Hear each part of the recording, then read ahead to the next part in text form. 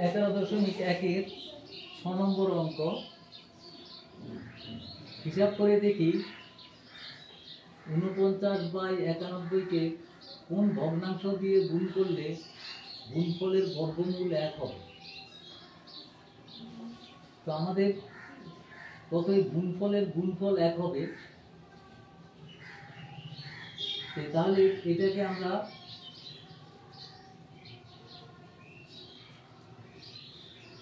49/51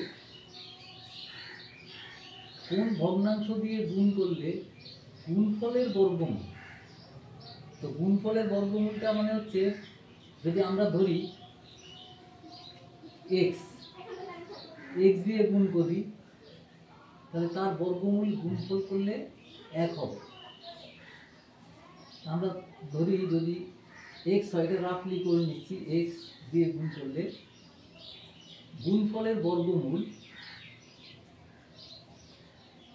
মানে 49/91 গুণফলের বর্গমূল সেটা হবে 1, মানে x ইন্টু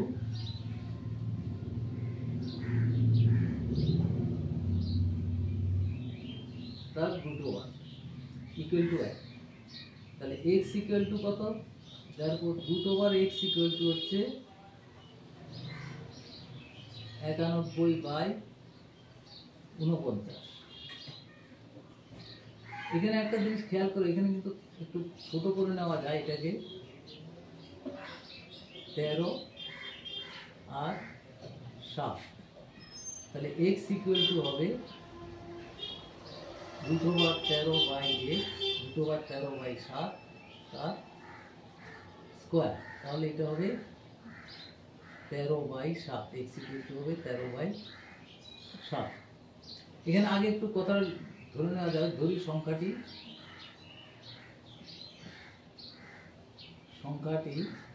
x।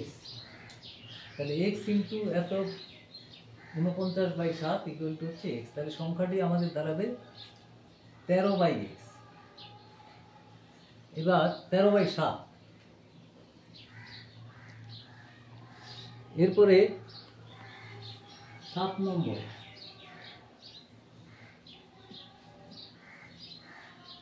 7 নম্বর হচ্ছে, হিসাব করে দেখি 35/42 কোন ভগ্নাংশ দিয়ে গুণ করলে গুণফলের বর্গমূল 2 হবে।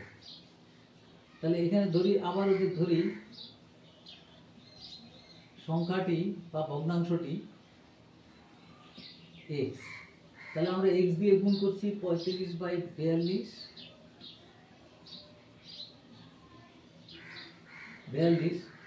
গুণ করলে গুণফলের বর্গমূল। তাহলে গুণফলের বর্গমূল ইকুয়াল টু হবে, গুণফলের বর্গমূল 2 হবে। তাহলে আমরা এখানে লিখতে পাচ্ছি x ইন্টু, যদি বর্গমূল এটা বর্গ করে দিই, 35/42 ইকুয়াল টু হবে 4। এইভাবেও করা যায়। এটা 42, 7 দিয়ে কাটলে 5, 6। তাহলে সুতরাং x ইকুয়াল টু হবে 5x equal to 24। x equal to হবে 24/5। এরপর আসছে 8 নম্বরের অঙ্কটা। 9/50 সবচেয়ে ছোট কোন ধনাত্মক পূর্ণ সংখ্যা দিয়ে গুণ করলে গুণফলটি একটি পূর্ণবর্গ হবে। তো এইখানে আমরা এটাকে 9/50 করি, 50 ইকুয়াল টু হচ্ছে 3 × 3, 2 × 5 × 5। দেখো এখানে জোড়া জোড়া আছে 3 3 5 5। তাহলে আমাদের উত্তরটা হবে 2 দ্বারা গুণ করলে সংখ্যাটা পূর্ণবর্গ হবে, পূর্ণবর্গ হবে। এরপরে আসছে 10, 9। দুইটি সংখ্যার গুণফল এত, তাদের ভাগফল এত। তাহলে দেখো একটা যদি আমরা যদি ভাগফল আর গুণফল যদি ভাগ করি, তাহলে এটা 14/15 ইন্টু 35/24। এটা যদি আমরা কাটাকুটি করি, এটা 5 দিয়ে 3, এটা হচ্ছে 7, 2 দিয়ে কাটলে 12, আর এটা হবে 7। এটা হবে একটি সংখ্যার বর্গ, একটি সংখ্যার বর্গ।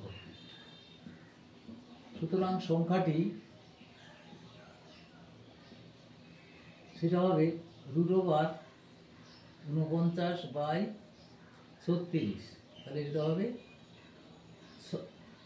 7/6। এবার গুণফলটাকে আমি যদি এটা দিয়ে ভাগ করি তাহলে অপরটি পাওয়া যাবে। সুতরাং অপরটি গুণফলটা কত আছে? 14/15, 14/15 ভাগ এই 7/5, 7/6। তাহলে এটা কত হবে? 14/15 গুণিত 6/7। এখানে একটা 2, আর এখানে একটা 3 দিয়ে কাটলে 5, 2, মানে 4/5। এই দুটি সংখ্যা পেয়ে গেলাম। 9 গেল, এরপরে 10।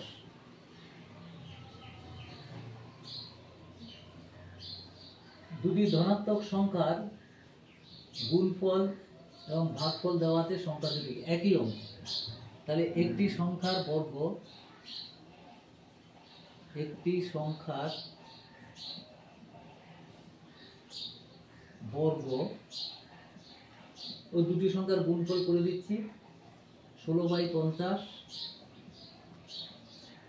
গুণিত 1/2। এটা কাটাকুটি করলে কত হবে? 100/4 হয়, বা 8/25। এটা 8।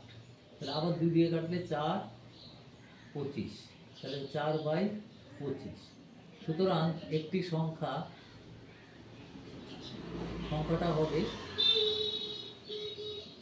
বর্গ করে দেবে, বর্গমূল 4/25 মানে হচ্ছে 2/5। তাহলে অপরটি গুণফলটা আছে 16/50, 16/50 তাকে ভাগ করব 2/5 দিয়ে। সুতরাং 16/50 গুণিত 5/2। এটা 2 দিয়ে কাটলে 8, আবার 2 দিয়ে কাটলে 25, 5 দিয়ে কাটলে 5, 2/5।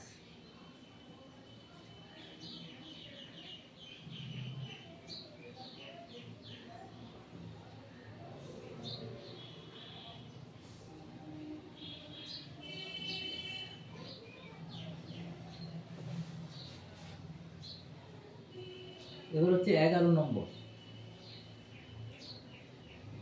এটার মান নির্ণয় করতে বলা হয়েছে। কত? √9/64 প্লাস 25/64 25/64। তাহলে দেখো এটা √ চিহ্ন দিলাম, আর এখানে বর্গমূলটা হয় 3/8 প্লাস 5/8। তাহলে 3 প্লাস 5/8 লসাগু, তাহলে 8/8 সমান হচ্ছে √1 সমান হচ্ছে 1। এটাই অ্যান্সার। এরপরে আসছে 12।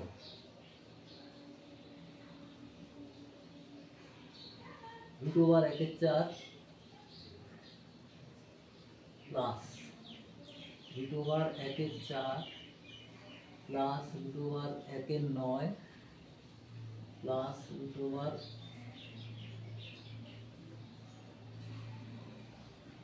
মাইনাস 1/4, এটা মাইনাস 1/16 মাইনাস 1/25, তার রুট ওভার আছে। তাহলে এটা হবে প্রথমে 1/2, 1/3 মাইনাস 1/4 মাইনাস 1/5। আচ্ছা, এখানে এই দুটো যোগ করলে হবে, প্রথম দুটো যোগ করলে হবে 3 2 5, 6 লসাগু 3 2 5, আর এই দুটো যোগ করলে হবে 4 5 20, 5 4 9। এইখানকার লসাগুটা হচ্ছে 60, 60 যদি লসাগু হয়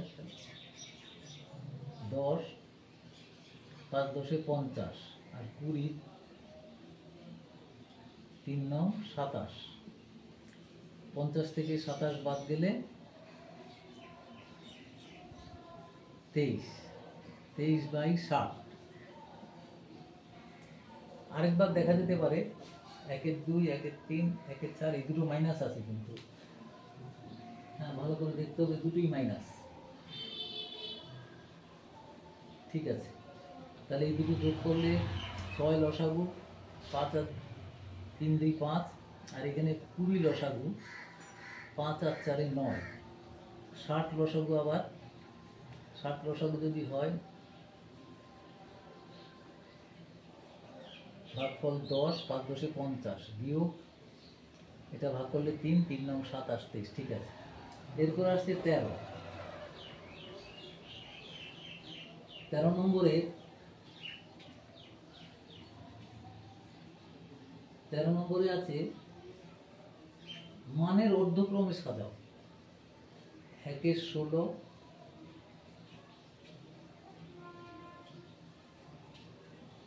1/√25 1/√36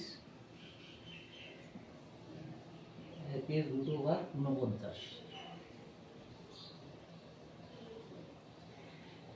মানের অধক্রমে সাজাও, মানে সবচেয়ে বড়টা আগে থাকবে। অধক্রমে যদি সাজাই তাহলে এইটা ইকুয়াল টু দাঁড়াবে 1/4 1/5 1/6 1/7। হ্যাঁ, আমরা একটা যেহেতু সমান আছে এখানে, যেহেতু মানে 4 5 6, 4 দিয়ে ভাগ করলে বড় হয়, যত বড় দিয়ে ভাগ করব তত ছোট হয়ে যাবে। তাহলে এইটাই আমরা লিখতে পারি, তাহলে 1/4 greater than 1/5 greater than 1/6 greater than 1/7। এইভাবে পদক্রমে সাজানো, বড় থেকে ছোট পর্যন্ত, ছোট।